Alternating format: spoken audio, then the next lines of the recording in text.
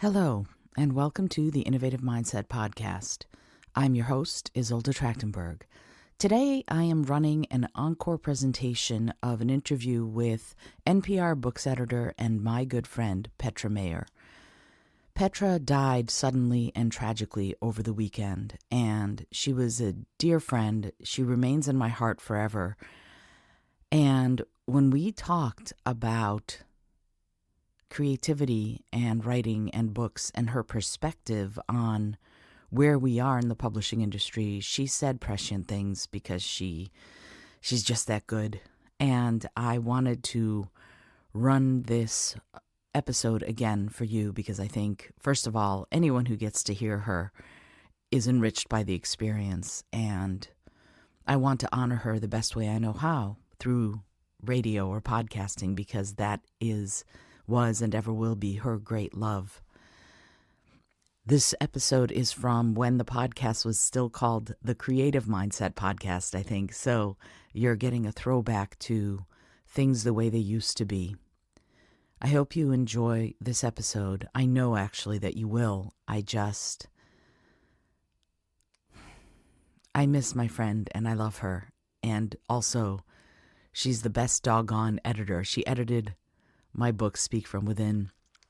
She's edited so much for NPR. She's done amazing work in radio. And I know her family, her friends, her colleagues, and all her many fans will miss her forever. It's a two-part thing. There has to be more representation in the upper echelons of publishing, and there has to be more acknowledgement that if you are going to tell stories that are outside of your cultural experience, you need to do it well.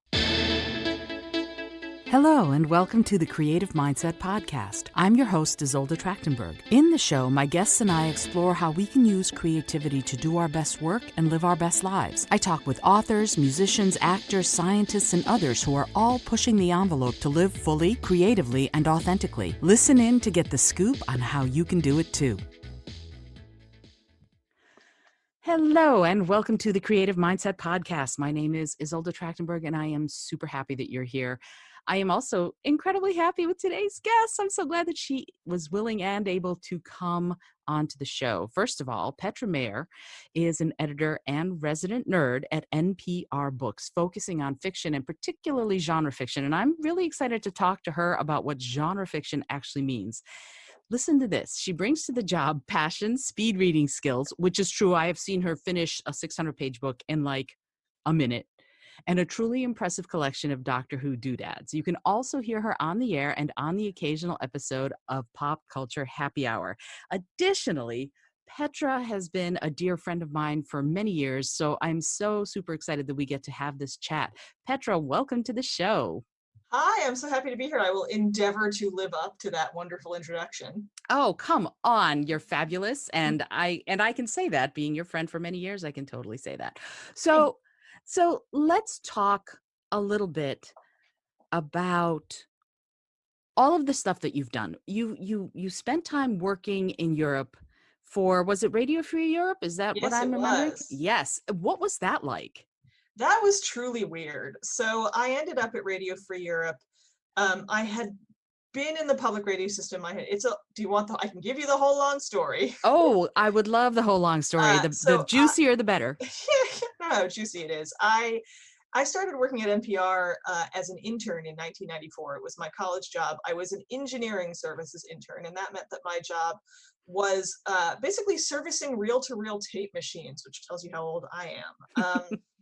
So I decided that I had to learn enough right quick so that I could come back on the news side of things, because to be honest, I failed the test to be a broadcast recording technician. So I went to graduate school and I hated it with a fiery passion and I was miserable. And luckily I was at an internship fair and Radio Free Europe was there. And I was like, you know what? I am burned the hell out. They're going to pay me to live in Prague. Hell yeah. I don't care what I'm doing. So I moved to Prague 20 years ago, good Lord. And Radio Free Europe at that point was a little bit adrift because it was 1999. And, at that point, we kind of all thought, oh, the Cold War is over, the wall has fallen, it's all democracy and capitalism from here on out. Whether or not you think that's good, it was what the sort of zeitgeist at the time was.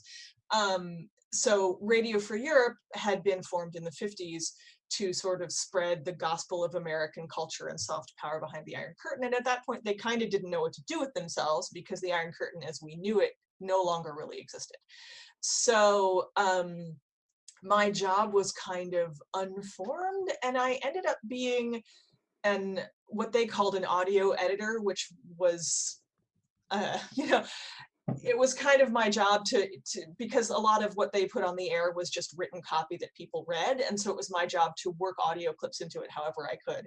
And on the side of that, my job also was I was an audio archivist, because they had this giant room in their Prague headquarters that was just full. It had maybe a 20-foot ceiling, and it was just full all the way up, an entire wall of crumbling reel-to-reel tapes.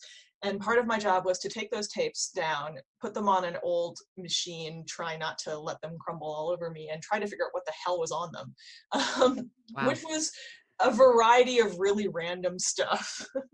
There were like Politburo meetings from Romania and the finals of the 1959 International Talking Bird competition and early electronic music and pirate broadcasts from the Hungarian uprising of 56, which made me cry when I listened to them.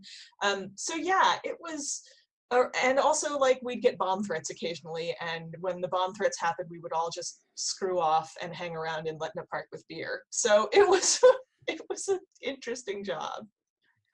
Wow. Wow. You just talked about reams of culture and history from over the last like 60, 70 years, all in that one little room. That sounds incredible. Yeah, and there were rumors about stuff that was in there that I never found. Like supposedly there were like Beatles performance, like recordings of Beatles performances and Miles Davis and all kinds of stuff, but I never found anything more than Morris dancing. There was a lot of Morris dancing. I don't know what's up with that. Morris dancing is cool. Hey, So then after that, you ended up coming back to the DC area, and then what happened? Did you go straight back to NPR, or did you do something else in between? No, I went straight back to NPR. I left Radio Free Europe after 2 years because, oh, hang on one second. Godfrey, go away. So Godfrey is Petra's cat. Yeah. Oh my goodness. Yeah, he was trying to tear up a craft project and he didn't like being interrupted. Oh, I understand. Cats get very busy about that sort of thing.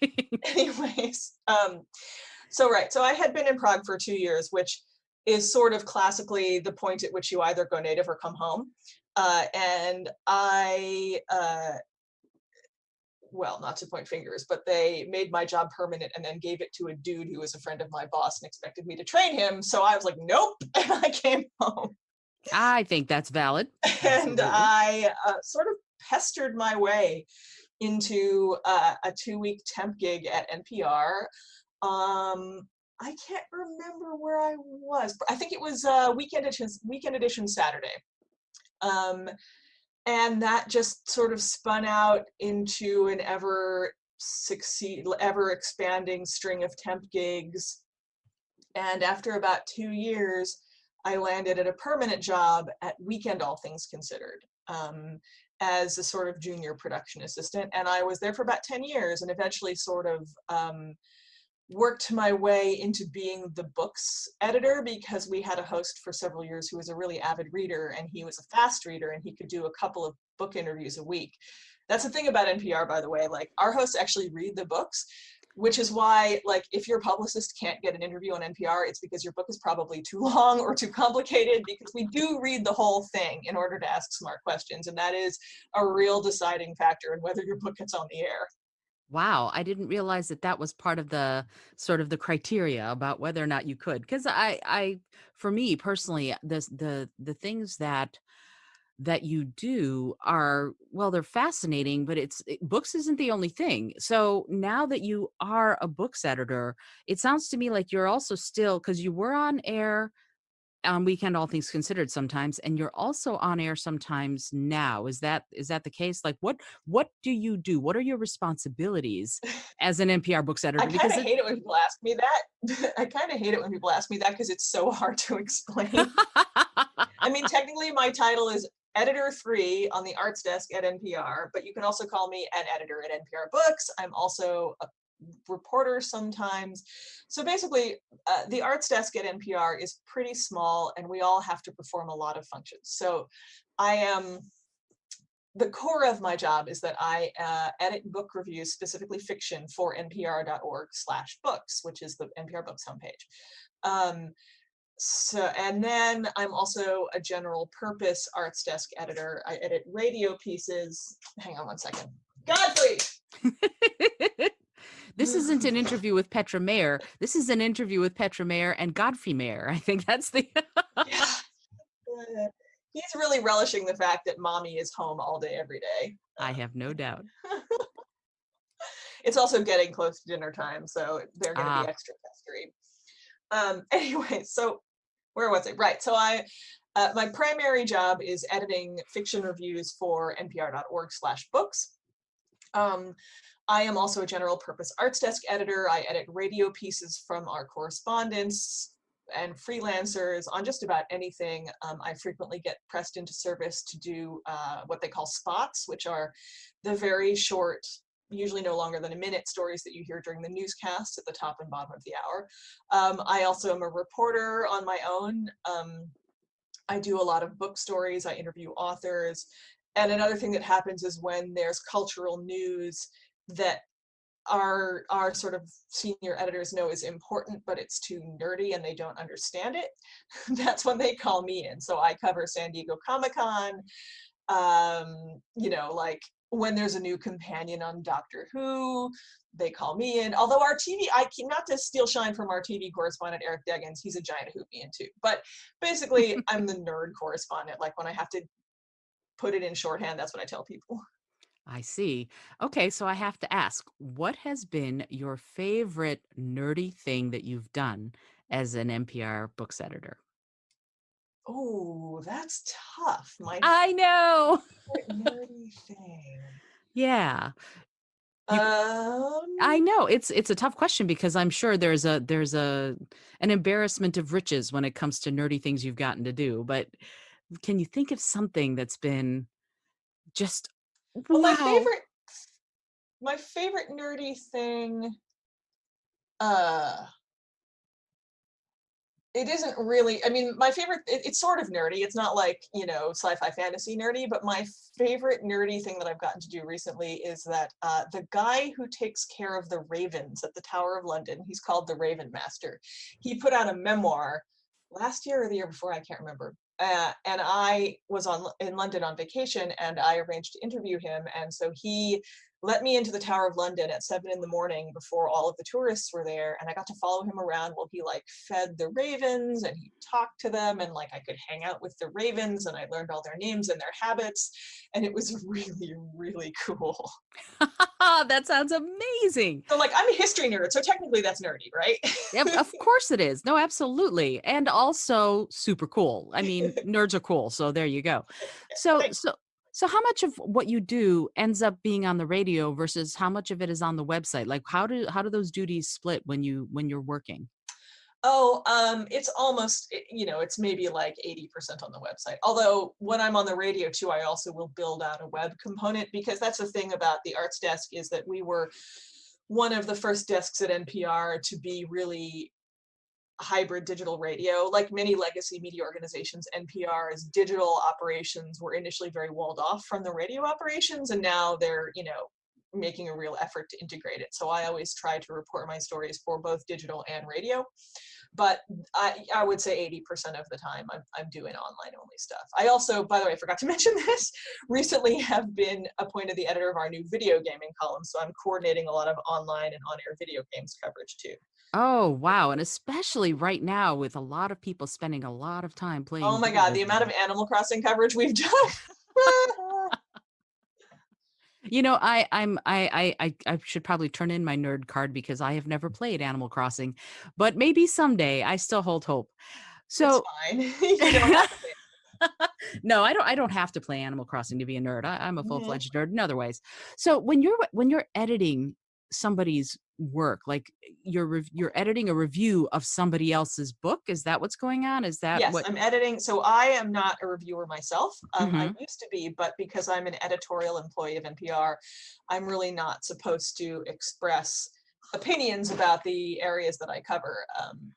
So that actually, it's great. It gets me out of a lot of political arguments because I'm not supposed to express a lot of opinions. It means I can't argue with people online. It's great. I have a pass. Uh, Yeah. Oh, I wish I did. I keep getting involved.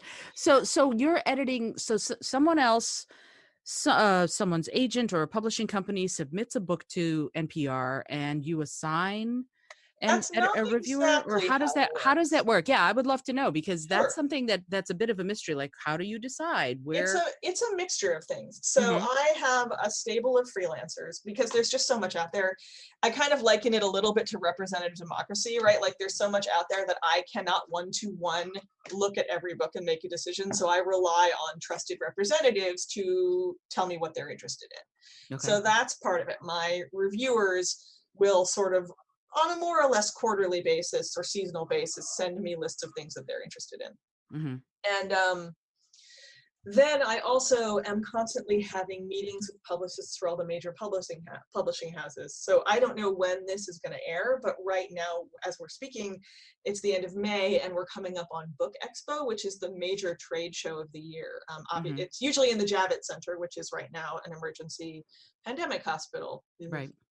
So Book Expo is a series of virtual meetings this year, but generally that's where I and a lot of the other people at the shows who deal with books, and our nonfiction editor and a lot of other reporters will just go to New York and pack ourselves into a conference room and spend 2 or 3 days of back-to-back meetings with publicists from all of the imprints, and where they show us their catalogs for summer and fall and into the next year, and we make notes and we fight over who gets what, and we do a lot of advanced planning. And I'm doing meetings like that all year round. So like if your publicist has a compelling pitch, sure, you have a pretty good chance of getting some attention from us.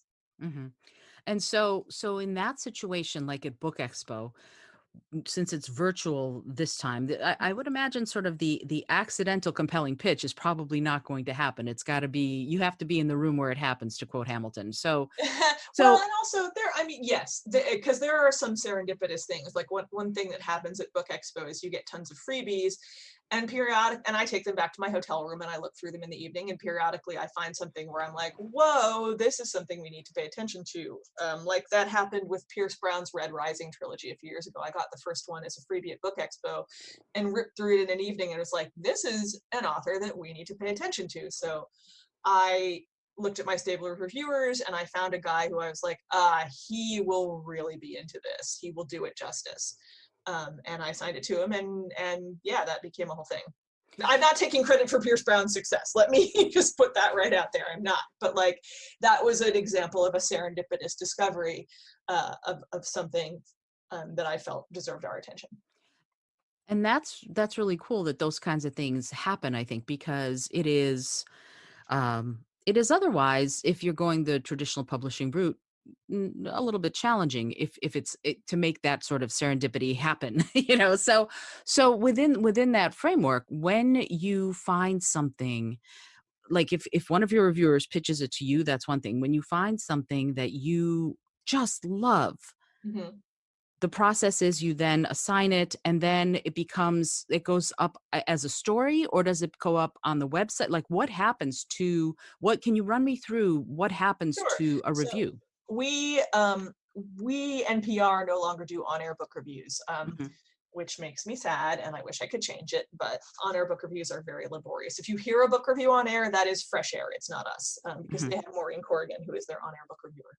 Um, so what happens is, like, once I have decided that we are going to review a book, either because it was pitched to me or I discovered it serendipitously or one of my reviewers pitched it to me, um, then I look at my stable of reviewers and I think about who is best suited to this book, like who has the background or the taste or, or the style that would do it justice. And I ask the reviewer, hey, are you interested in this? Sometimes they say no, Mhm. but hopefully they say yes. And then I have a standard deadline, which is 2 weeks before publication. So although nobody ever sticks to that. um, and also, so I have a couple of criteria. Like I have a deadline. I personally prefer a very conversational style. I want readers to feel like they know my reviewers and they want to know what a particular person has to say about the book. Like I want them to be appointment reading, like, oh my God, the sequel to Harrow the Ninth is coming out, or excuse me, scratch that because I said the wrong thing. Oh my God, the sequel to Gideon the Ninth is coming out. I wonder what Jason Sheehan has to say about that because he was so crazy about the first book. Like that's what I want people to think about. So I try very carefully to match books with not who I think will give it a positive review, but who I think is best positioned to review it. Because we do negative reviews. Like that's a thing, especially particularly if they can be constructive. Like we don't do hatchet jobs, but if we can give constructive criticism, we do. Anyhow, so I'm getting off track. Not at all. Once I assign the review, more or less to deadline, the reviewer will turn in the copy and I will edit it. And hopefully if they're, everything I want them to be, I won't have to do much editing. I mean, I have to deal with so much volume that I've kind of developed a stable of people that I don't have to edit very much because they're so good to begin with. That's the secret to my job. And so I take that copy and I'm also, I forgot to say this, on top of my other duties, I'm just a web production grunt. So I take a lot of the interviews that you hear on the shows and I turn them into web pages. And so once a reviewer has filed the copy and I've edited it and I've fact checked it, I've made sure that they haven't, spelled a character name wrong or gotten a plot point wrong, checked their quotes. Then I dump it into our CMS and I create like what we call the book edition page, which has all of our e-commerce information and an image of the book cover. I pull quotes. I include relevant links to like interviews or other work by the same author, other reviews by the same critic. And then I do a final pass on it and that goes to our copy edit desk and then it goes up on the website. Oh, is that all? Wow. Okay. Yeah. It's funny because, as the person who's interviewing you for the podcast, I'm like, whoa, but as your friend, I'm double whoaing. That's quite a lot. So when you do that, it goes up on the website, all of that stuff happens. Mm-hmm.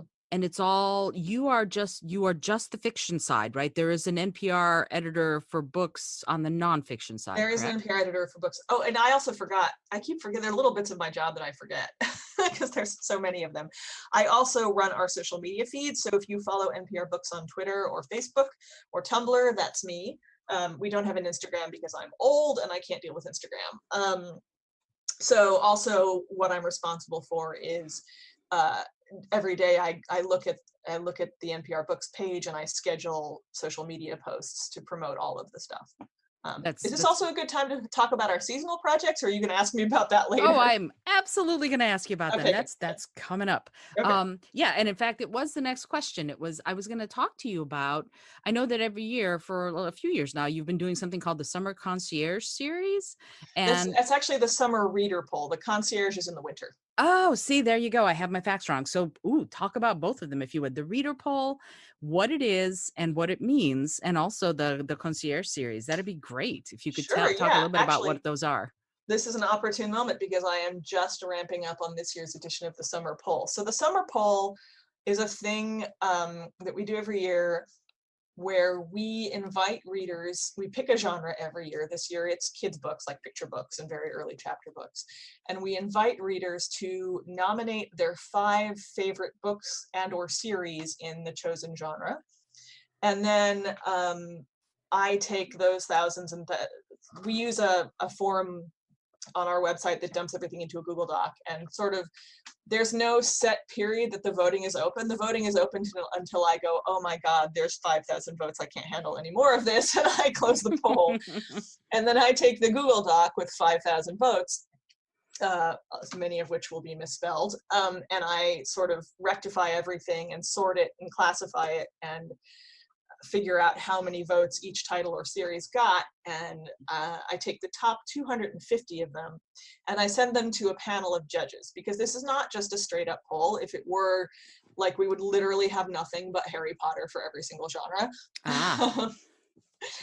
In order to best provide a service to our readers, we can't just reflect back what they like. It has to be a discovery tool. It has to be more balanced. It has to include voices that are otherwise overlooked. So that's where the judging panel comes in. We have 4 people, authors or critics, in the chosen genre. So this year, because it's kids books, our kids books columnist Juanita Giles is one of the judges. Margaret Willison, the internet's favorite librarian, is one. And then we have 2 amazing authors, Linda Sue Park and Andrea Davis Pinkney. And what they will do is I'll send them this list of 250, and they will take a couple weeks and go through it. And they'll think about what they would take out of it and what they would add to it. And then we have this epic conference call. It usually goes around 3 to 4 hours, but I've gotten really good at making it go fast because I've done this for several years now. And during this conference call, we add and subtract and hammer out, and we end up with a final list of 100 that is a combination of reader votes and curated judges selections. And it's important to note that this is not a ranked list. This is not like number 1 through number 100. It is just a list of 100 things that we love. And we generally categorize it just to break it out into categories to make it easier for readers to use it. So like, I can send you links after we're done talking to. Oh yeah, I would love that. What it looks like, I'm trying to remember categories off the top of my head and I can't, sorry. No, don't worry about it. So you're going to do that. And this is sort of the recommendations, a kind of a curated list, as well as a reader's poll list of the 100 books that you all think that readers in that genre ought to read or ought to check out. Yeah, a combination of ones that they love and ones that we think that they'll Oh, love. that's fabulous. And that's why we say it's not 100 best. We do say that for search engine optimization for SEO, but like it's really 100 favorite. We're very careful about that wording. Yeah, and it's important actually because what's best to one might not be best to someone else. Yeah, we're very careful about value judgments. Yeah, because that's cool. That's dangerous ground. Yeah, and it makes a lot of sense. So then you have the concierge, which is a winter thing, and what is that? Oh, the concierge is so much fun. So we used to do year-end best of lists year after year after year, and we got super hella bored with it. And we were trying to come up with something else. And I believe that it was my colleague Rose Friedman, who works in the New York Bureau and is a real literature fiend, who came up with this idea of a searchable matrix of book covers sorted by categories, where you could, and the categories are, it's a visual matrix, and there's a list of categories down the side, and they are a mix of things like standard categories like nonfiction or science or history, and ones that we think are fun, like let's talk about sex or it's all geek to me. And you can click on any, or book club ideas, that's a big one. Staff picks is also a big one. So you can look at this list of categories, and you can say, okay, and they're stackable. So you can say, I want a book for my book club, and it has to be, hang on a second, Godfrey, yo, get out of here. Sorry. Don't apologize. It's totally fine. I'm just lucky that Ninja, who is sleeping at my feet, is actually sleeping, because he could be walking on my head right now. Godfrey likes to shred paper. It's a real problem. Oh, So anyways, so actually, can I rewind, because I realized I left something out. Let me go back to the beginning of this description. So okay. So the concierge is super fun. We ask our critics and a lot of staff members too, at the end of the year, to give us their favorite books of the year. And that also, much like the poll, is a gigantic, huge list that we have to winnow down to a reasonable number, usually around 200 or 300. Unlike the poll, though, there's 4 of us that work on the concierge. The poll is just me. So ultimately, the concierge is a list of around 200 or 300 of our staff and critics' favorite books of the year, arranged in a visual matrix.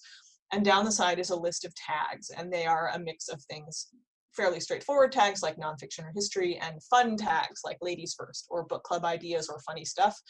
And the tags are stackable. So you can click on them and you can say, I want a book for my book club, and I want it to be reasonably short so that it's easy to read, and I want it to center women, and I want it to be funny. So you would click on book club ideas, ladies first, rather short and funny stuff, and the concierge will return all the books in its list that meet this criteria, and when you mouse over them, you will see a blurb from one of our critics, and if you click through, you'll see the blurb, and you'll see e-commerce information, you'll see links to our coverage, to station coverage, and you'll see links to whatever library in your area has it.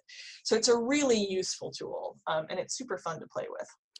Wow, that's excellent. We're going to need to put a link to that in the show notes from this last year. That's incredible. And Yeah, and so, actually this last year, we finally put up the mega concierge, because it's been running for 7 years now, and we keep saying every year we're going to link all of them up into one gigantic concierge. And our brilliant programmers finally rewrote the whole back end of it, so this year we could link them all up together. So the most recent one is the mega concierge edition that goes all the way back to 2013. wow. So if you want to find books that fit all of these different criteria, like a book that fits all of these different criteria that you have in your head, you can search for it that way, and then it'll give you the 2 or 3 books out of the hundreds and hundreds that you have that might fit, or something like that. Yep, and then all of our coverage and all the ways that you could possibly find that book. And it's actually, we can put the link up, but it's there's a short URL. It's just npr.org/bestbooks, and that's the way to find it. That's perfect. Short URLs are best. Mm-hmm. So, okay. So now I have a little bit of an inkling about what it is that you do, which is a lot. And you are the genre fiction editor. And I would love to know from you, what is genre fiction as opposed to fiction? How do you define them, and what are they?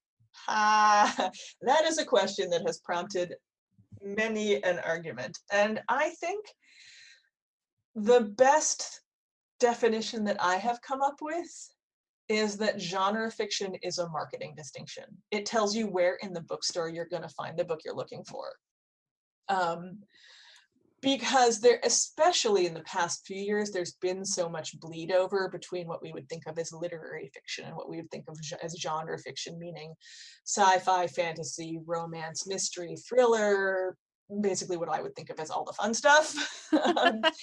The stuff that has historically been stigmatized as trashy or lowbrow. Those stigmas have begun to fade recently, which is just wonderful. And there's been a lot of blurring of the lines. But so, yeah, I mean, most people, if you ask them, will tell you genre fiction is a marketing distinction, not much more than that. And yet those categories, science fiction, fantasy, urban fantasy, all of that, those are ones that I'll see if I go into a bookstore. They're there. You'll see like fiction, but then it'll say science fiction and fantasy, and this is all of the books that are currently on sale at the bookstore for science fiction and fantasy or romance or whatever. Those are all considered genre fiction because they aren't literary fiction. Is that how that works? Is that the distinction? Kind of, yeah. Oh, that's very interesting. I Okay. mean, my own personal and somewhat snotty take on it, as someone who doesn't really read a lot of literary fiction, and this is just me, I don't think that this is a given, that this is an accepted definition in the industry, is that genre fiction is more external. It tells you a story about things that are happening outside your head. And literary fiction is more internal. It tells you a story about what's happening inside your head. Fascinating. And I personally want to be told a story, so I'm genre fiction all the way. Okay. I got it. So something like Eat, Pray, Love by Gilbert, what would that be for you? Is that Well, that's not, is that fiction? I thought that was a Well, memoir. you know what? It's funny because some aspects of it are fictionalized, and that's I believe. So but something, let's say it was fiction. What would that be, more literary fiction to you, or would that be genre fiction? Oh, that's an interesting question. I mean, and it's one that's hard to answer without seeming dismissive, because that sits right on the border of lit fic and what we would consider women's fiction, which is its own genre. And I tend to think of it as romance without the sex. That's things like Ellen Hildebrand, or oh God, what's her name? Oh, my brain's gone blank. The one who wrote Her Sister's Keeper, Jodi Picoult. I was literally about to say Jodi Picoult and Jennifer Weiner. Yeah, I love Jennifer Weiner. My God. Yes, she's so great. that is a genre that often gets looked down on. I think it even gets looked down on by romance fans who tend to think of it, like I said, as romance without the sex. Um, so yeah, that's Eat, Pray, Love is an interesting thing because it's a little bit of a hybrid. It is very internal. It's about it's about a little bit about human nature and this one woman's journey from one state of being to another, which I would classify as the provenance of literary fiction. Mm-hmm. But it is also specifically by, about, and more or less for a female audience. So that puts it kind of on the border of women's fiction. Interesting. It's always fascinating to me when books sort of uh, can span genre. You know, that they can be one and part of one and then also part of another and still speak to different audiences. I think that sometimes authors get pigeonholed into one or the other, and Yeah, then for when they sure. when they do something that's outside of that, it becomes challenging as far as marketing and all of that. And the publishing industry has changed a great deal, but at the same time there's still some of that going on, even while so many people can self-publish and do all of these other things to get their books out there. So I wanted to ask you on your thoughts on where the publishing industry is today from your perspective as somebody who is a books editor. I would love to know what your thoughts are as far as where we are today, especially right now during the pandemic and everybody doing so much more reading. Where are we? What's Yeah. going on right now? Because I'm furiously writing 2 books right now just because I have a little bit more time to do it. And I'm sure there are lots of authors right now that are doing the same thing, and there are lots of people reading voraciously. So from your perspective, where are we as far as publishing right now? In a really interesting place. But before I get into that, I just want to say I'm a little worried that what I've been saying will be perceived as, you know, ghettoizing certain kinds of fiction, or saying that men or women or whoever shouldn't read particular things. And I just want to say all books are for everybody. Read what makes you happy. Absolutely. Um, that being said, we're in a really interesting moment in the publishing industry. I am not super up on the exact facts and figures of the business right now in the pandemic. Interestingly, what seems to be happening is that it's hitting the physical book supply chain. Hmm. Like actual book deal, the publishing industry in terms of like book deals and stuff like that is rolling along, but like how are you going to get physical books? Don't know. That might be difficult in a few months. Um, so the publishing industry is also at this kind of inflection point, right? Where like it has for a long time been extremely white. And that is starting to change, partially because, as you said, self-publishing is allowing people, women and writers of color, to break down those barriers and bypass the traditional publishing structure. You probably heard earlier this year about the kerfuffle around American Dirt and issues of cultural appropriation, and that really brought up this conversation about who gets published, who profits from whose stories. And I'm hopeful that there's going to be some change in the industry. Historically, it's been real hard for authors of color to get published because the marketing people will be like, well, we don't know who's going to read that. That has just a limited audience. But they'll happily hire a white author who's telling the same story. Hmm. So we're kind of at a point where that conversation's in the foreground, and hopefully going forward, we're going to see a lot more diversity in publishing. That's also happening in sci-fi and fantasy right now, particularly because the amazing and goddess-like N.K. Jemisin just won 3 Hugos in a row. I think she's the first person to do that, let alone the first African-American, let alone the first woman. Woohoo! And she attracted the ire of a lot of sort of reactionary forces in the sci-fi and fantasy world, which we will not get into because it's just sad. But in sci-fi and fantasy particularly, there's just this amazing boom right now of diverse writers and fantasy worlds that aren't European, and it makes me incredibly happy to see. And it's also just really good. Oh my God, if you haven't read Fonda Lee's Jade War series, do it. It's like a fantasy kung fu movie in your head. Ooh, that sounds amazing. And I'm a martial artist, so of course my ears perked up. I have You not would read love it. Oh my God, it's like Kung Fu Fighters powered by magical jade.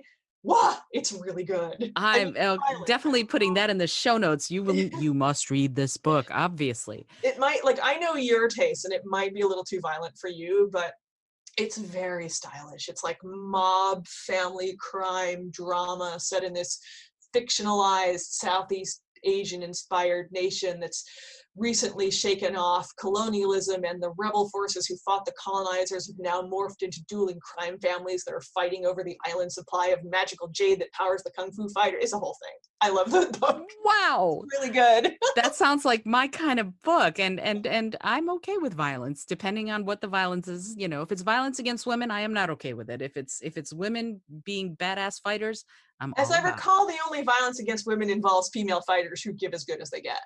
Then I'm totally good with that. I have no problem with that. Yeah, I have two problems: violence against women, violence against animals. I cannot do, but Sure. otherwise, violence, I'm fine with it. Um, so yeah, when you're talking about this idea of diversity really blossoming in the publishing industry, and it seems like it's coming around, where do you see it going from here on in? How do you see it growing? Where do you see the tendrils extending, moving forward into the next few years? Well, I want to say though, especially in sci-fi and fantasy, there has been a blossoming recently. The publishing industry overall has a long way to Okay. go. And what I would like to see uh, is going forward, and I'm starting to see it a little bit, is more editors being, more people of color being hired as editors, as managers, because that's the way you truly diversify without ghettoizing. You hire people of color and then let them direct what gets chosen and published and covered. You don't say like, oh, this is our Black imprint and we're just gonna put Black people there, you know? Right. Right. No, that makes a lot of sense.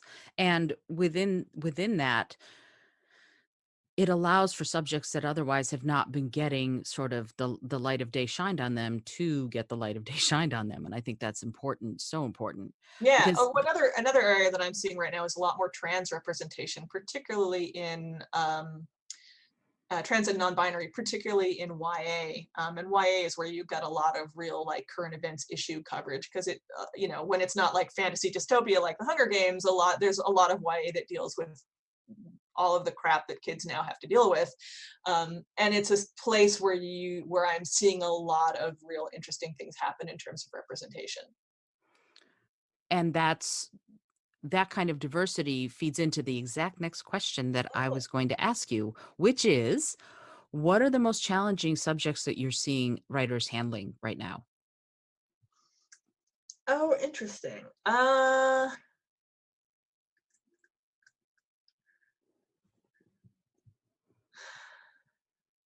mean, we cover my YA reviewers tend to stick to fantasy, so Mhm. um I mean, are you asking about like sort of big issue books? Because I think racism is the big issue that racism definitely. I mean, it's the pervading sin of our society today, and it is a big thing that I see being tackled by writers in all. Oops, sorry, that was work bothering me. Sorry. Um, Anyways, what I was going to say is racism is an issue that I see getting tackled at all levels and in all genres. I mentioned N.K. Jemisin, and she won the Hugo for her Broken Earth trilogy, which is, among other things, I mean, it's just a really solid, engrossing speculative fiction series, but it Mhm. is also a subtle and powerful and punch you in the face meditation on colonialism and oppression. And that's the kind of thing that is going on all over the place in publishing right now. And I really like to see it. It's yeah, I'm like, I have other questions, but yeah, I just want to honor that for a second, because there's so, especially right now, we could be talking about things ripped from the headlines. It's so important to focus on it, and to do it in a way that educates as well as enlightening. There's Mhm. something that's so there's something that's so poignant about that to me, that there are writers, especially writers of color, who are out there telling these stories that are so important to be told. Now, I have a question that you can choose not to answer. Sure. And I'm going to ask it anyway. You Mhm. said something that sparked this question, and I went, "Oh!" And now this seems like a really good time to bring it up. You said that there are publishers who will hire a white writer to tell a story that they would not have hired a writer of color to tell at times. That has happened. So how how do we go past that? How do we I don't know, bypass it? How would you suggest dealing with that process of the fact that those diversity stories need to be told by the people who have lived through that? Well, there's two halves to that question, which I am perfectly happy to answer. One is what I already said, which is that part of what will help that is getting more people of color into higher positions at publishers, Hmm. because that's how you get more attention on diverse right, more representation in what gets published, is you have more representation in who's choosing the books to get published. The other thing I want to say is, because I was thinking about the whole kerfuffle over American Dirt, and one of the things that came out of that was white writers sort of being all huffy and saying, well, I can't write about that, I haven't lived it, I can only write about what I know because I'm white, boo-hoo. And that is not true. If you talk to any person, any writer, well, not any writer, but the people that I talk to, and I did some research on this, will say anybody can tell any story. The problem is when you do it badly, right? Hmm. So if a publisher, what happened with American Dirt is that the publisher hired a white writer to tell this story about Mexican refugees, and she did a really bad job of it, and that's what pissed people off. Hmm. Like, it was really inauthentic, the writing wasn't very good. People who had that experience looked at this book and said, what the hell is she talking about? So I don't want to say people can't tell stories about things that they haven't lived, but if you are going to do that, one of the things that's incumbent upon you is to speak to people that have had that experience, to incorporate what they say, to be able to take criticism and sit with it and honor it and not get all huffy, um, and to do your best to do it well. And before you do it, to make sure that the people that you're writing about have had a chance to tell their own story. So, if you're going to write a story about Mexican refugees, you look around and you say, hey, are there authors who've had this experience and have had a chance to tell their story? Is it the right time for me to jump in? And if it is, then go ahead. And if it's not, write your book anyways and just sit on it for a couple of years. Use that time to make it better. So yeah, it's a two-part thing. There has to be more representation in the upper echelons of publishing, and there has to be more acknowledgement that if you are going to tell stories that are outside of your cultural experience, you need to do it well. That's a succinct answer. I like it. I just did this podcast for NPR. They have this thing called Life Kit, Hmm. which is a sort of advice podcast on how to do various things. And so they asked me to do an episode on how to write your novel. And so I actually talked to a whole lot of writers about this, and specifically a writer and a friend of mine named Tempest Bradford, who helps run this workshop called Writing the Other. And she has a lot of really interesting stuff to say about that. So I gotta hand it to Tempest. I'm mostly parroting what she said. Well, and it's a lot. There's a lot of wisdom in what you said and in what Tempest says, because it is so, as someone who writes books, I feel like I want to be cognizant and aware and sensitive of the issues that surround the books I'm trying to write, or the potential issues. And I want to make sure that I'm not being ridiculous when I write characters who are different from who I am and from what I know. You know what I mean? So I think it's so that's, and I wanted to, and so I appreciate you saying that, because I think this idea of writing diversity well, it can't be just from inside your head. I think you do have to do some research. For example, I'm writing this book all about a woman who wants to open a temple to the goddess Ishtar, and who wants who's basically the priestesses of Ishtar used to teach people how to be good lovers, specifically men, but I'll say people, how to be good lovers to their partners, and that was what they did. I know you've And told me about this book. I really want to read it. I can't wait to get this one out there. But what I did as part of this is I opened up a survey to every single person I knew on social media and said, take the survey. And it's over 100 questions. And I had hundreds of people who are basically the question was, if you are, um, if you are if you are a woman or you identify as a woman, if you are a man or you identify as a man, these are the questions. These are the women's questions. These are the men's questions. And because I didn't want it to be just me, I didn't want it to be just out of my head what people might want to know or what people might have wanted to know about sex when they were young. Mhm. And so I had hundreds of people participate and take this survey. And what was really interesting is a writer friend of mine said, you've just gotten a lot of buzz for your book. And I said, why? And he goes, because many people wouldn't have done that research and you did. And I went, okay, I had no idea. For me, I just didn't want it to be just my opinion on this, because there is this idea inside my own head that there's no way I'm the ultimate authority. So I'm going to Yeah. get a bunch of, Yeah, it gets kind of ghettoized as this big cultural issue, like, oh, I can't write about but like, honestly, it's just a question of research and good world building. Like I know you wrote a book that was set in New York, and in order to do it accurately, you went to New York and looked at the things you were writing about. Like, why wouldn't you do that about people? you know? very true, very true. Absolutely. And that to me, well, I mean, you would I was able to go to New York. Not everybody can. And if you're world building, planet Xylon and in the star system Berdicchio, then you obviously can't. So, but at the same time, I think, yeah, this idea of doing research, and it also, interestingly, what it did for me is it built community, and there are people who are, I get these little notes. I took your survey a while ago. When's the book coming out? And it's really to have that be a thing. So let me talk to you about the NPR readers community. Sure. What is that community? How do you join the community? And what would you like to have that community be if it's not where you'd like it to be yet? I mean, if you read books, you're part of our community. I mean, to be perfectly honest, I don't engage with our reading community as much as I would like to. I said earlier that I run our social media feeds, but the problem is that's a full-time job, and it is approximately like 1/8 of the stuff I have to do every day. Wow. So, we have a pretty big Twitter following, and I really wish that I could engage with them more. I mean, there's some amazing statistic about like how much more likely NPR listeners are than other people to have read a book in the past week.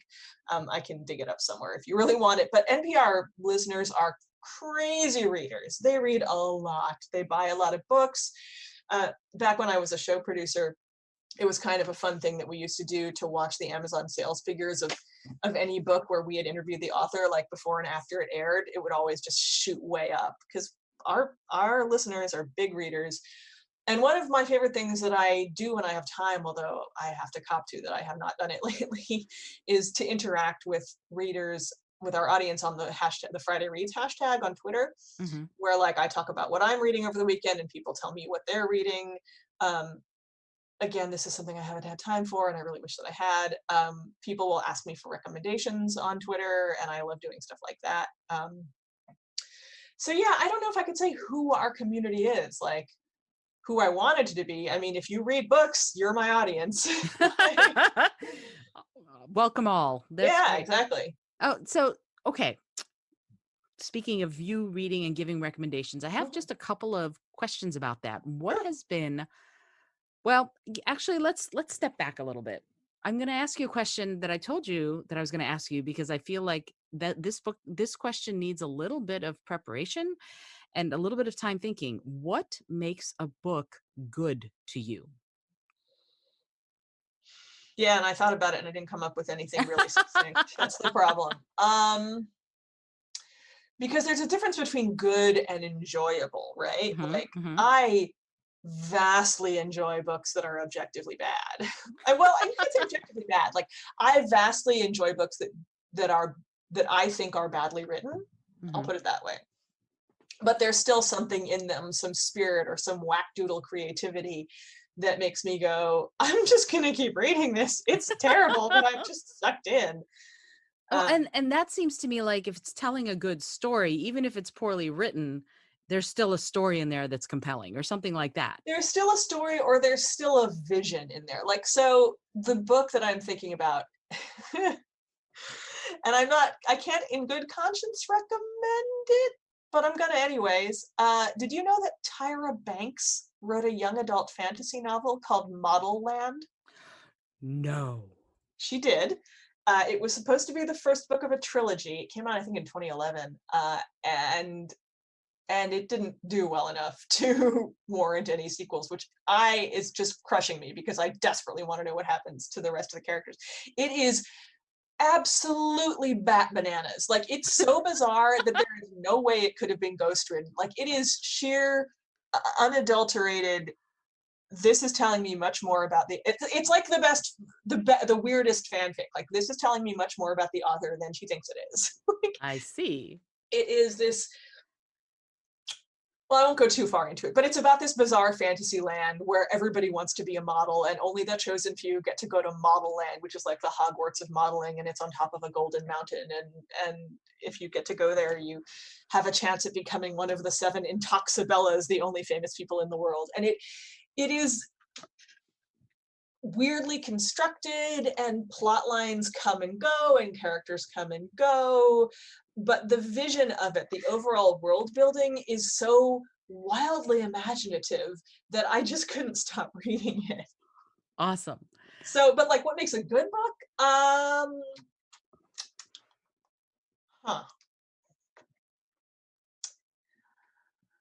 A certain degree of writerly craft. Like, there are books where I'm like, I don't like this, but I can recognize that it's a well-written book. For me, I want to be told a story that has forward momentum. I want the writing to be fluid. I want the characters to be three-dimensional and interesting. And I'm a world building junkie. Like, I will get, and this is just me, like, other people will have different reactions, but I will get absolutely thrown out of a book and not enjoy it if there are obvious anachronisms in the dialogue. I read a fantasy novel that was supposed to be set in the 20s where the characters were talking about, oh, let's go grab a drink. And I was like, nobody said that in 1923. So, okay. So yeah, I wish I had a succinct answer for you, but I think it's mastery of craft. Okay. Yeah, mastery of craft. Okay. That's a valid answer. Absolutely. And I agree with you with world building, but I am actually going to ask you, what is world building? Well, the aforementioned great and glorious N.K. Jemisin actually has a whole workshop on this, and I think she has her slides up online. I can probably try to find a link to that for you. Oh, But that would world be building phenomenal. is it's the art of creating a believable world for your characters to inhabit. And it primarily comes into play with sci-fi and fantasy, because you are, if you're writing something that's set in the world that we all live in, there are going to be certain signifiers that everybody takes for granted, right? But if you are setting your story on planet, what did you say? Planet Zebraxia or whatever it is? Like, Planet then you have to, Xylon. Planet Xylon. Then you have to think about from the ground up what Planet Xylon looks like, and how you are going to immerse your readers in it, whether you are going to sort of build it from the ground up with every single possible detail about climate and various countries and their cuisines and their politics and what they all wear, in which case you are Robert Jordan and you're not a very good writer, but I'm going to read the hell out of you anyways because I'm obsessed with that shit. Or you are going to just kind of let readers sink into it and reveal details about the world as they become relevant to the plot. But yeah, it's the art of creating a believable world. And that's beautiful. I like that. For anyone who, if you're listening to this and you're going, what is it? How do I do this? What I want to write, but I don't. Now you have your very, very beginning. And in fact, I'm going to ask another question Mm-hmm. that if someone is sitting there going, I've always wanted to write a book, but I don't, how would I, what's your recommendation for how people who want to write or edit, how should they start? Like what is the process in your mind? Someone Ooh. who wants to write, what should they do besides the sit down and write something? What do you I mean, think that's they the answer, honestly. So I did a whole podcast about this, and I can send you a link to it where I talked to like the guys from NaNoWriMo and I talked to authors. And that is 20 minutes of solid advice on how to get started writing. But the best advice I can give is to muzzle your internal editor, because I know that this is my problem. Um, and I think it's a problem that a lot of other people have, that when they sit down to write, there's a voice in their head that goes, "You're not a real writer. What are you talking about? You can't do this. That's bullshit." You know, if you don't put pen to paper and instantly you are Virginia Woolf, then you are nothing. Mm, And that's nonsense. Shut that voice up. The other thing I would say is when I spoke to the guy from NaNoWriMo, Grant Faulkner, he gave me this idea of time confetti. Because a lot of times, like, you know, you're living your life and there's no way you can sit down you don't have, you know, like 2 hours where you can sit down at your perfect writing nook with your cup of coffee and the sunshine streaming in and you could write the great American novel. But what you probably have got, like, is this time confetti, which is like 5 or 10 or 15 minutes throughout the day where you would normally just kind of be screwing around on your phone looking at Twitter. And if you catch yourself doing that, you go, no, I'm going to spend this time just putting my pen on the paper or my fingers on the keyboard and seeing what comes out. exactly that. I love that. That's beautiful because I think we all write differently. You know, I don't know anybody who's got a sunshiny nook and the perfect cup of coffee.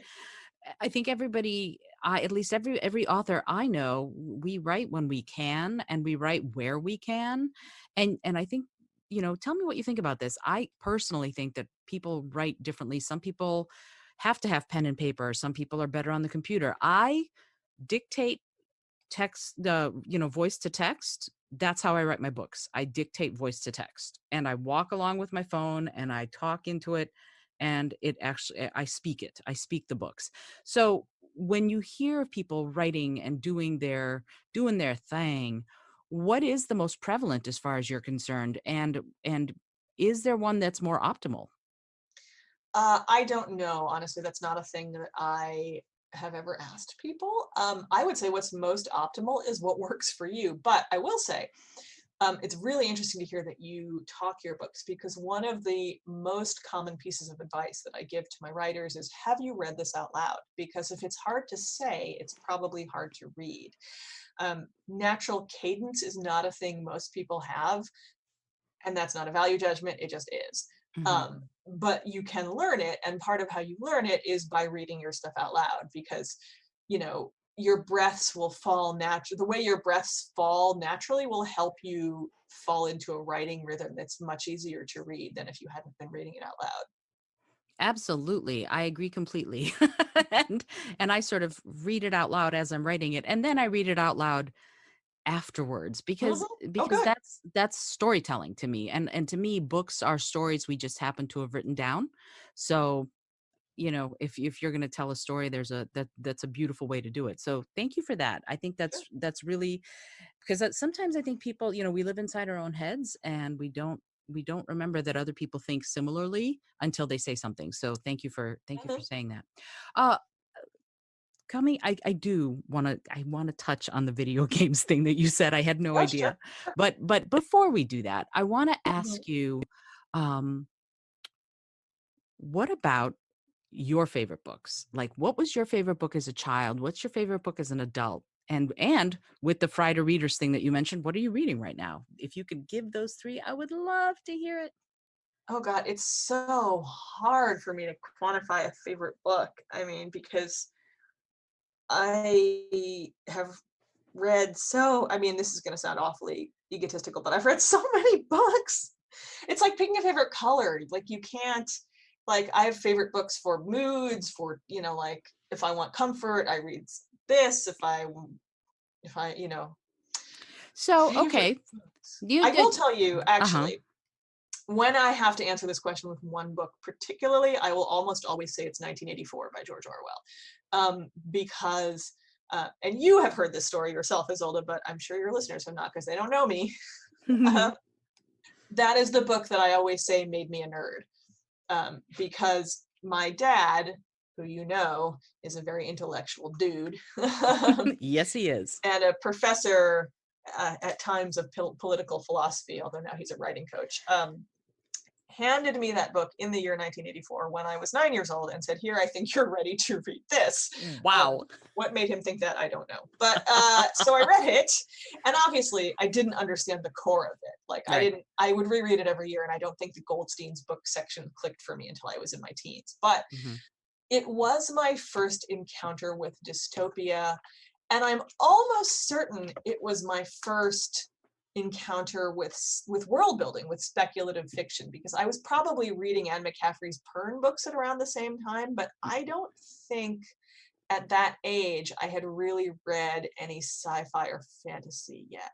No, I think I read the Pern books later. That was 7th grade. So I think it was probably the first sci-fi or sci-fi adjacent book that I had ever read. And it was my first experience of a world that seemed completely alien, because if you read that book, the first sentence is, it was a bright, cold day in April and the clocks were striking 13.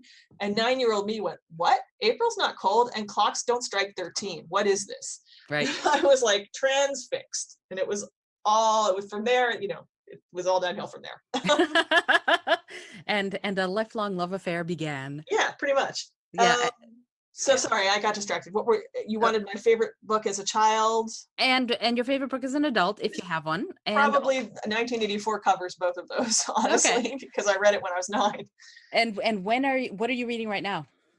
Oh, right now. So this is a thing that I actually want to talk about because I've had to do an awful lot of quarantine reading stories, and I want to just let people know that if your brain is so messed up by the pandemic that you can't read, that's okay too, because that happened to me. For 2 months, I could not read.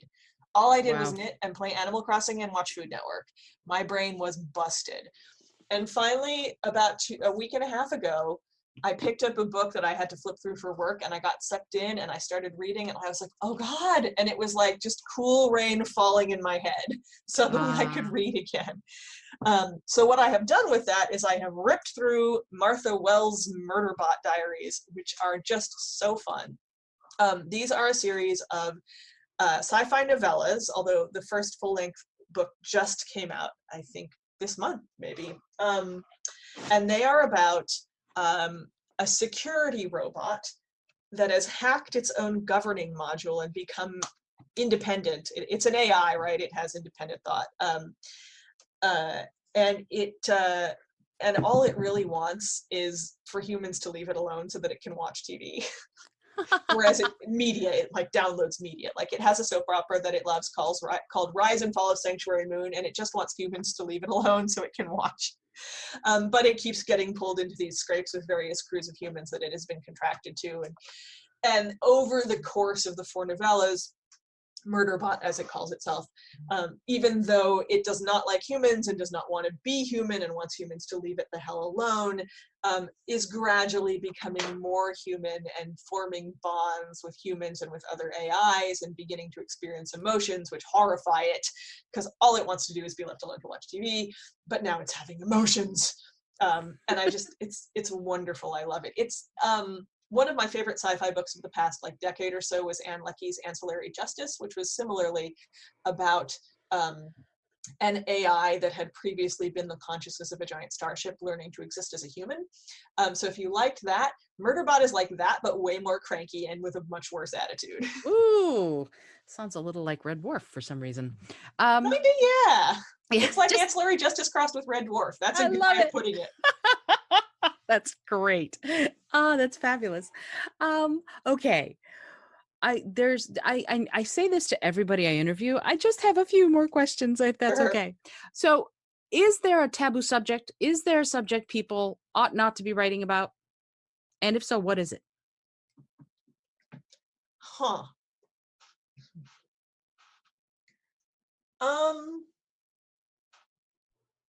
That's an interesting question, because it goes back to what I was talking about before. There's really nothing that's off limits as long as you do it well and thoughtfully and are prepared for people to be mad at you about it.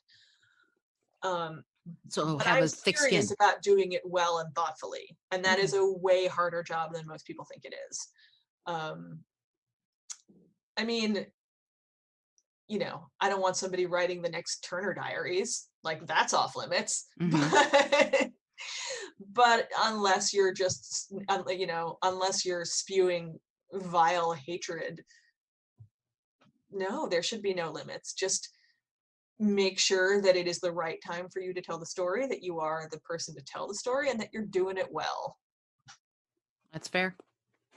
And doing it well there's so much that goes into that, really studying the craft and really practicing. Mm-hmm. They say somewhere, I've read somewhere, that you write 3 books before really you ought to consider publishing one.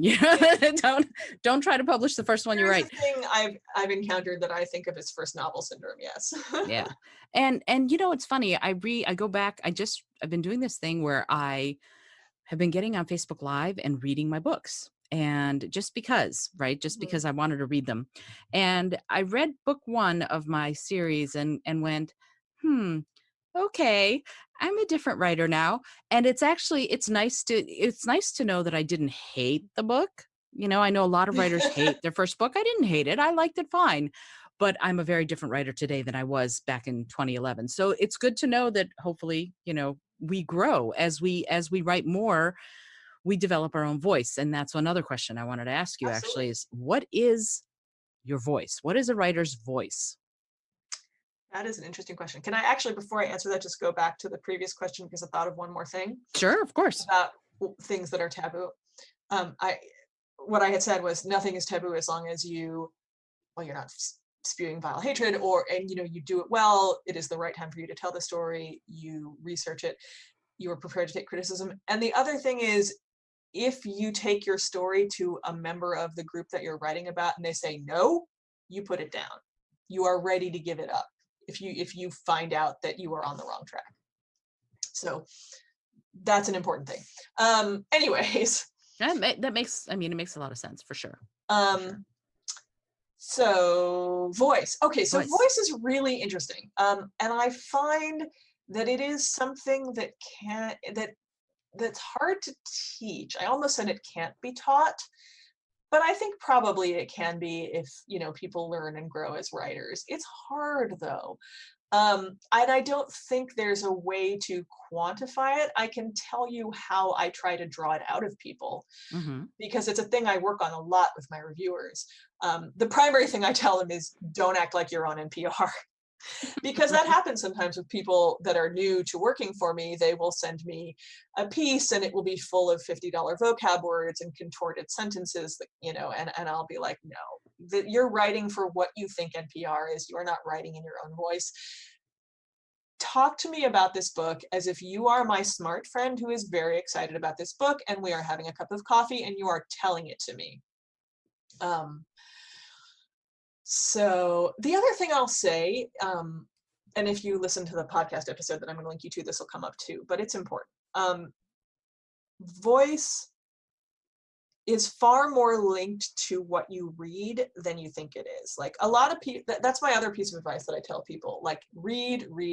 And they'll say, oh no, but I don't want to be influenced. And the answer to that is, everybody's influenced, man. Shakespeare was writing fanfic, okay? So if you are writing it in your own precious personal voice, it is your voice. But you will never figure out what you like and don't like in writing unless you read a lot. So yeah, like, it's interesting. Voice is this thing that you can only kind of triangulate around. Like, it's a mixture of your own conversational style and what you do and don't like. And when you have it, it comes through on the page, and I can tell who's writing by looking at the sentences. Like, I have a particular writer, I think I mentioned him before, Jason Sheehan, and his voice is so particular and powerful on the page that I could look at a piece without a byline and go, oh my God, Sheehan wrote this, And that's really what I love in writers. Like, I want that voice to just pop off the page so that I feel like I know you. And that's all goes back to sort of building community. When people know the writer based on the words on the page, that feels almost like a friend to me. I feel very close to the authors that I love, even though the only author I've ever met truly that I adore is Judy Blume. Everybody else I've just loved I've worshipped from afar, and yet I feel like I would love to have a cup of tea with them. You know what I Yeah, mean? exactly. That's exactly So, right. That's a good point. And I'm really glad to hear that Judy Blume was cool. I have actually never met her. oh, I would hate it if she wasn't cool. she would. Yeah, the next time we go to Key West, I'll hook you up. Cool. Yeah, she was amazing and a complete delight. So which made me feel so happy because I read English in part because I read her books when we first immigrated. So that's how I sort of learned how to read, because no one actually taught me. So okay, we're down to the last few Oh, good, questions. because it's getting on towards dinner time. I don't know if you can hear it, but as we say in this house, the flops phone is ringing. I understand. I hear it. I love it. So yeah, and I'm actually I won't keep you too much longer, but I did want to say video games. Excuse me. Hello. Let's talk about that for a second. Sure. What's that? What's that? What are you doing for NPR as far as video games? Well, so uh, for a long time, we've run this sort of semi-regular series called Reading the Game, which is about storytelling in video games. But we've sort of begun to ramp up video game coverage because, I mean, video games are, along with movies and TV, one of the preeminent art forms of our time, and they are amazing vehicles for storytelling. Like the big studio video games that are around now, and I'm not talking about stuff like, first person shooters like Overwatch or Fortnite or whatever, although those are super interesting in all kinds of ways. Hmm. Um, but the sort of degree of novelistic storytelling and cinematic storytelling. Why did my printer just turn itself on? Jesus, stop. Well, we're talking about technology, so Yeah, technology had to make itself known. my printer does this weird thing where like it will refuse to print in the moment, but then a day or two later, it'll print whatever I want it. It likes to keep you Anyway, on your toes. anyways, what I was going to say is the degree of sort of cinematic and novelistic storytelling that's going on in, just to name a couple of games that are like either out right now or about to come out. Hang on a second. Printer, Hmm. what the cut it out. Okay. I love the fact that you were going, what the shit? And then it went ding dong. I think It's I like did you cuss bleeped at one point. yourself. You can bleep that out if you want. Oh, no, I'm no, trying no. to do my radio mannerisms and not actually cuss. No worries. Actually, the beauty of doing this podcast and making it as unedited as possible is that I just put the little explicit sign on the episode and we're good to go. So Okay, I'm good. not worried about it. Cool. Anyways, games right now that they're basically like sort of movies and novels combined. They're just fascinating. There's so much going on, and in other games that are less story driven, like I mentioned, sort of first person shooters like Fortnite and Overwatch, those are really interesting in terms of their implications for the way we form communities and interact online, because those have these huge online communities where people are chatting with each other and playing together and sometimes being complete assholes to each other. And then there's just also auxiliary things like Discord, which is a chat service for gamers that is really interesting. A lot of stuff goes on there, like, and this is awful, but it is newsworthy. A lot of stuff related to the Charlottesville disturbances was planned on Discord. So like video games Really? and the community around them are incredibly newsworthy right now. Like we should be paying attention to them. So we have this regular column that we just started called Join the Game, which is a combination of game reviews and gaming culture analysis. There are a lot of like young nerdy NPR is full of nerds. This is not a surprise, right? But there are also a lot of gamers. I mean, me personally, I'm part of an incredibly vibrant and obsessive Pokemon Go community at work, because the NPR sign, for all you out there in Radioland, the NPR building sign is a Poke Gym. So if you want to come raid with us and you're in DC, please do. I mean, once we all get back to the building, I don't know when that will be. Yeah. So yeah, there's a lot of gamers on staff, and since we started doing Join the Game, I've been getting all these interesting pitches from people who want to write essays about the games that they love and the impact that games have had on their life. Particularly now, of course, during the pandemic when we're all stuck at home. That's part of why Animal Crossing is so huge, right? Because you want to escape to this beautiful cartoony world with cute animals and no viruses. So yeah, we're Absolutely. doing some on-air coverage. We're ramping up reviewing. I'm still kind of in the early stages of figuring it out because, again, it's on top of my other job too, my other 14 jobs. But I do feel very passionately that this is an area of culture that we cannot afford to ignore. It's a multi-billion-dollar business in addition to being a haven for people to build community. It's a Yep. huge business. It's Mhm. huge. So it makes a lot of sense that on multiple levels that you would be covering it and helping other people find it. I think that's great. Mhm. And I think there's an evolutionary process going on here. The way we tell stories is changing, and video games are another sort of piece of that pie now. And it started with the games back in the 60s and 70s, and the arcade games in the 80s, and now here we are where you can have incredible worlds with incredible visuals and audio Yep, right we've come a there. long way. I mean, I grew up with an Atari 2600 and I still have a soft spot for that, but man, Yeah, it's it's amazing. it's a different kettle of corn, as I like to say. Yeah. So how can people find you? Where are you on social? I know as far as NPR, you are I'm what? NPR Books, yeah, on Facebook and Twitter. My personal Twitter account, which I am really erratic and crappy about, but feel free to try to find me there, is Petramatic, like automatic, Petramatic. And mostly I post pictures of my cats. So if you want to see what Godfrey looks like, um, Or there's a lot flops. of pictures of him on my Twitter account. Yes, it's Godfrey, Pete, and Flops, and they are wonderful Yep, kitties. yep, yep. And then one last question before I let you go. It's a Sure. it's a question I ask everybody who is on the show, and it's something that I think is it's something that I like to ask because I think it allows you to conceptualize and really sort of funnel things down into one thing. Mhm. If you had a plane, and I know how much you love to fly, but if you had a plane and you were to skywrite something for the whole world to see, what would you say? Hmm. Luckily, there's a phrase that captures both my passion for reading and my love of RuPaul's Drag Race, and that is reading is what? Fundamental. Fabulous. Fabulous. I thought you were going to say what people say about me behind my back ain't none of my business. That's because that's another RuPaulism. It's true. So yeah, this has been so wonderful. I am so grateful to you for taking the time, and I know you have cats to feed, but Oh, it really was thank so you. much fun. The cats can suck it. They can wait. Yeah, I know you wait on them hand and foot, so I understand. Godfrey is like right here on my desk lying on the mouse. I love it. I Hi. love it. Yeah.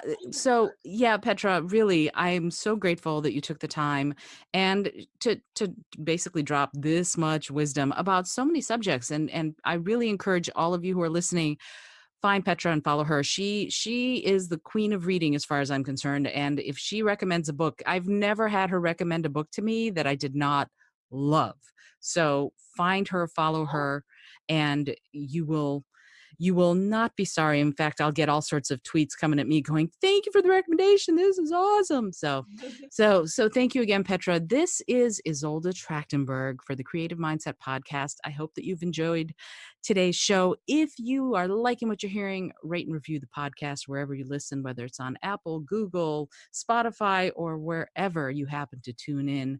And also comment and let me know. I'd love to hear from you about what you think about the guests that I'm having, because you know that the podcast has shifted gears a little bit. Now it's really pretty much an interview show where I'm talking to creative peak performers who are sharing their wisdom and expertise to help the next generation of creative peak performers. So if you're here and you're listening, please let me know what you're thinking. Until next time, this is Isolde Trachtenberg, and I send you all of my love.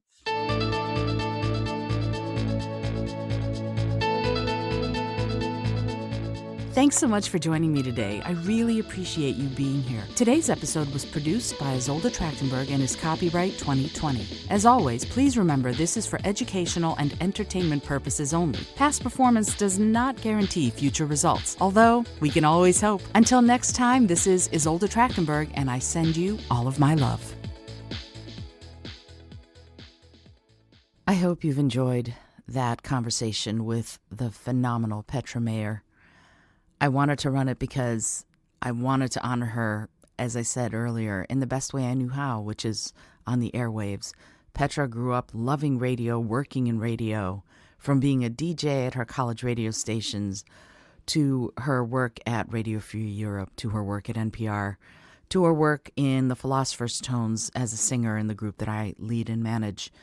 She is, was, and ever will be incredible, a phenomenal friend and artist, and I will miss her dreadfully. If you want to support NPR, please go to npr.org and donate. That is Petra's passion, radio. And also, she loved cats. So if you want to support your local cat shelter in any way as a remembrance to her, I'm sure that would be amazing too. Until next time, this is Isolde Trachtenberg reminding you to be bold, be creative, and be kind.